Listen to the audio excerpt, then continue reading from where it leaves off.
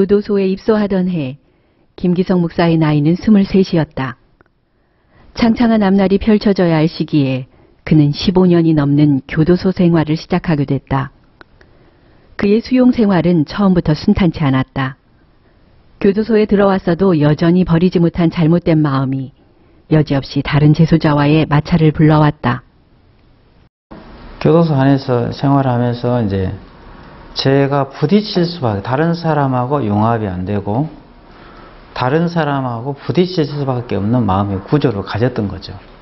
하다 보니까 이제 수용 생활하면서 이제 수용 거실에도 당연히 나는 싸움을 하게 되죠.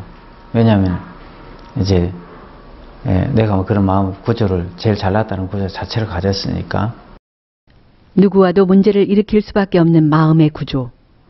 재소자들과의 마찰은 교도관들과의 갈등으로 번졌다. 같이 싸웠는데 그 사람은 꺼내주고 나는 독방에 집어넣는 거예요. 그러니까 내가 손해봐도 내가 잘못한 게 없는 것 같은데, 이놈의 교도소는 약자가 되면 죄인이 되는구나, 이런 생각이 들어서 그때부터 이제 그렇게 일을 처리하는 교도관이 너무 싫은 거예요. 그래서 교도관을 구타를 했어요. 교도소 망대 밑에 지하 빵카가 있는데 빵카 들어가서 밤새내 뚜루 맞은 거예요. 그때 이제 그 지하 빵카에서 끌려가서 구타를 당했던 그게 내 마음에 이제 교도관을 향한 한이 맺힌 거예요. 응? 그때부터 교도관은 원수가 된 거예요. 그래가지고 교도소 내가 여기서 풀려나가기만 하면 내가 반드시 보복할 거야. 억울함은 못내 한으로 바뀌었다. 교도소 안에는 그와 같은 원망을 품은 재소자들이 많았고 김기성 목사는 그들과 함께 교도관을 인질로 잡아 폭동을 일으키기에 이르렀다. 날짜를 잡아가지고 우리가 난동을 일으키자. 그래서 교도관의 인질을 잡자, 이렇게 된 거예요. 그래가지고 어느 날 이제 거의 한 3개월에 한 번씩 이제 목욕을 시키는 날이 있는데, 징벌자에 한해서 이제 독방에 갇혀 있지만 목욕을 시켜주거든요. 근데 그 밧줄을 풀어주는 틈을 타서 우리가 교도관을 잡아서 수용 거실에 키를 빼서 수용 거실에 집어넣어버린 거죠. 그래가지고 우리가 키를 가지고 재수자 수용자들 다 문을 따가지고 난동을 일으킨 거예요. 교도관 사무실까지 점령했지만 난동은 교도관들의 제압으로 마무리됐고 김기성 목사는 또다시 독방에 들어가게 됐다. 약 2개월간의 독방 생활 동안에는 가족들의 면회마저 금지됐다. 결혼하고 나서 이제 신혼이었을 때 엄마가 면회를 간다고 나보고 서울로 올라오라 하더라고요. 내가 진주서 결혼해서 살았는데. 그래서 올라오니까 인천을 갔어요. 면회를 간다고 갔더니 그 안에서 또 사고를 친 거예요. 그래갖고 면회가 중지가 된 거예요. 그래서 엄마랑 거기서 얼마나 울고 보도 못하고 이제 막내 보도 못하고 그냥 오는데, 그때 이제 면회하러 갔는데 거기에서 저는 알았어요. 거기 그 재수명이 있잖아요. 어마무시하더라고요. 난 너무 충격받았어요. 그래서 저 남편도 깜짝 놀래갖고 저한테 묻더라고요. 저도 몰랐는데. 그래서 그때 알고 그 충격은 이루 말을 할 수가 없었었죠. 독방 처분은 그것으로 그치지 않았다. 꺾이지 않는 그의 마음, 계속되는 난동. 결국 1년의 형량이 늘어났고 그때마다 몇 번이고 다시 사지를 결박당한 채 독방으로 들어갔다. 독방에서의 생활은 끔찍했다. 좁고 어두운 공간에서 온몸이 묶인 채 보내는 시간들에 몸도 마음도 시들어만 갔다.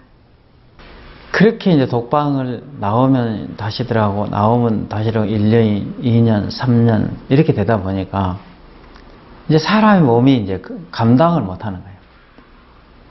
여름에는 이제 밧줄에 묶이면 뭐 씻을 데도 없고 이게 어떻게 움직일 수도 없으니까 이 겨드랑이가 너무 가렵고, 그러면서 이제 대변을 봐도 뭐 이제 뒤로 묶여져 있으니까 그냥 옷에다 대변 보고, 또 밥이 들어와도 이제 손발이 묶여 있으니까 개처럼 밥을 먹어야 되고 살려고 하니까.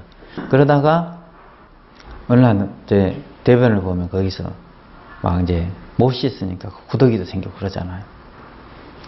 그렇게 이제 몇 년을 살다 보니까 몸이 극도로 이제 나빠진 거죠. 그래가지고 어느 날 내가 갑자기 나한테 질병이 찾아온 거죠. 갑작스럽게 찾아온 질병은 사망 선고와도 같았다.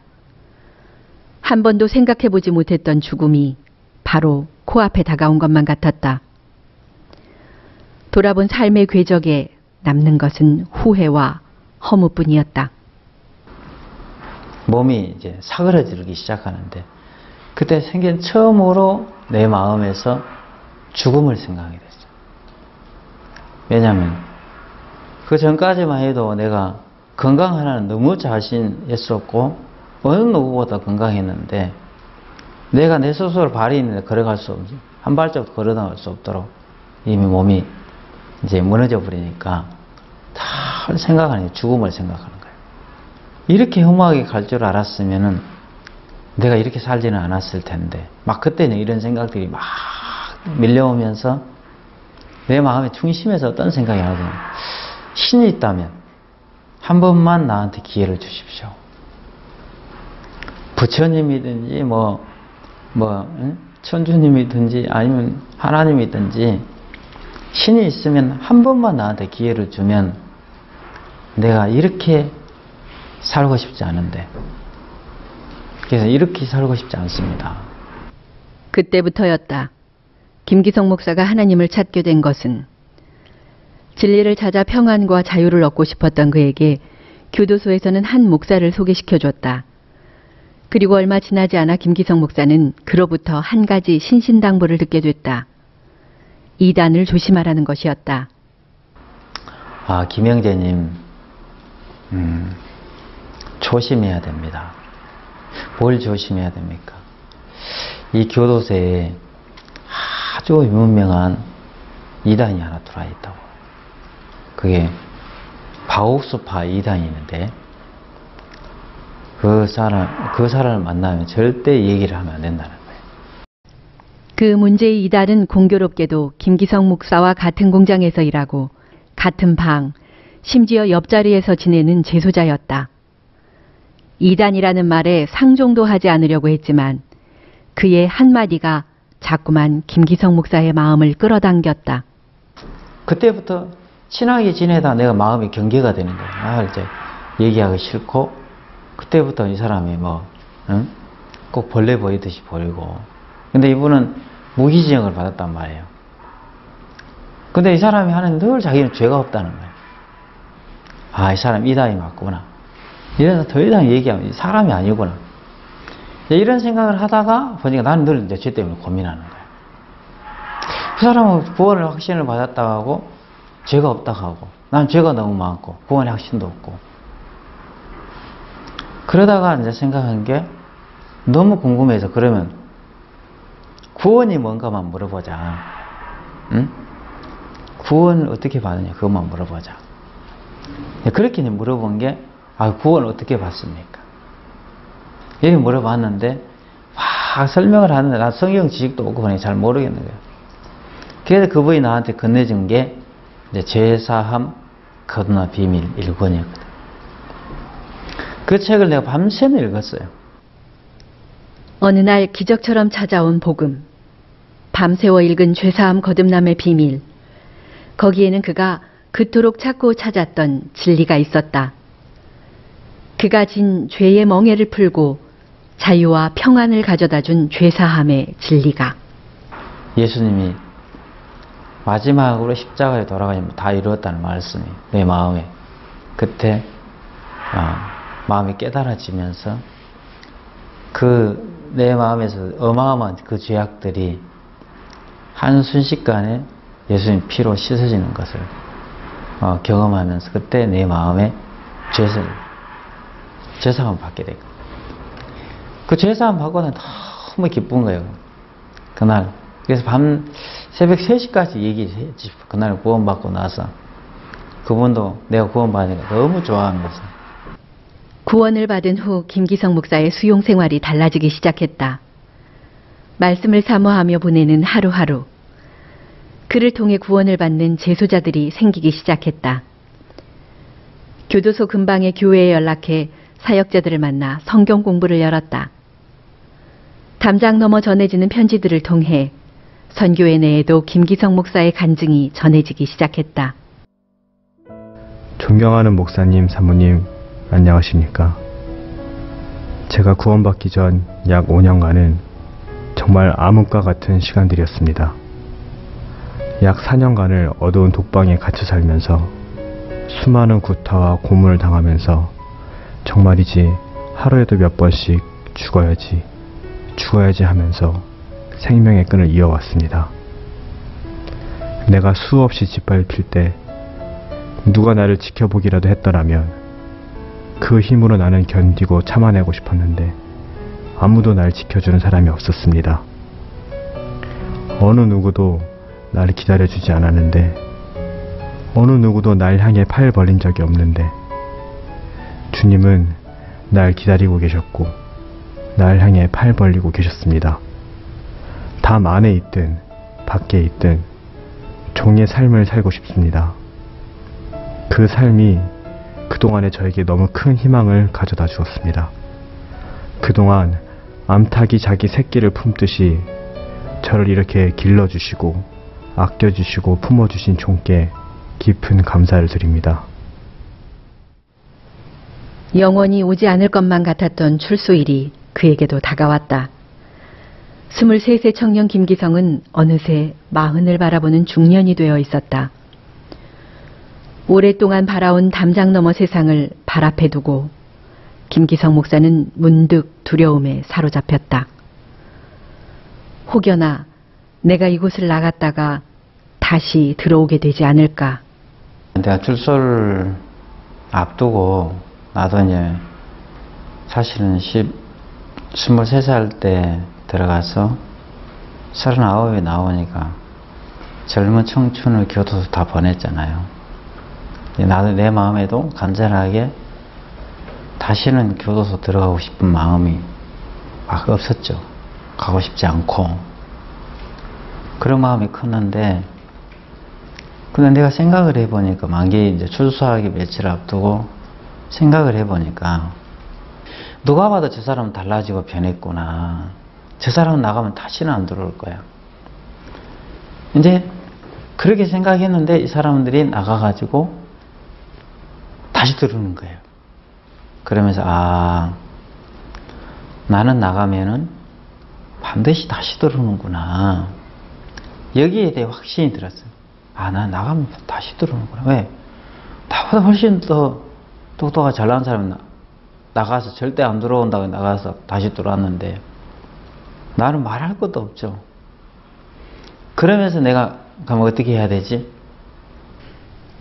김기성 목사는 아버지에게 갈 수 없다는 편지를 썼다. 16년간 아들을 기다린 아버지에게는 죄송했지만 그는 이제 새로운 삶을 살고 싶었다. 아버지는 흔쾌히 당신이 아들을 보러 오시겠다 답신했다. 자신을 데리러 오겠다 한 친구들에게도 편지를 썼다. 출소일이 미뤄졌노라고. 그리고 그가 마지막으로 편지를 쓴 곳은 수용생활 동안 자신을 이끌어 주었던 교회였다. 나는 세상으로부터 죄악의 유혹을 내 스스로 이길 수 있는 기능이 없습니다. 내 마음에 들은 욕망이 너무 많습니다. 16년 동안 내 마음에 누르는 욕망들이 있는데 그 욕망이 밖으로 분출이 되는 순간 나는 다시 교도소 가야 합니다. 술도 한잔 먹고 싶고 담배도 피우고 싶고 여자들도 만나고 싶고 그런데 도저히 내가 내 자신을 욕망을 다스릴 수가 없습니다. 그래서 나를 이끌어 주십시오. 내가 앉으라면 앉고 누구라면 누구, 일어서라면 일어서겠습니다. 교도소만 가게 해주십시오. 그 목사님께 편지를 했어요. 그래서 내가 출소하는 날 아무도 우리 가족들도 안 오고 교회 목사님이 오셨죠.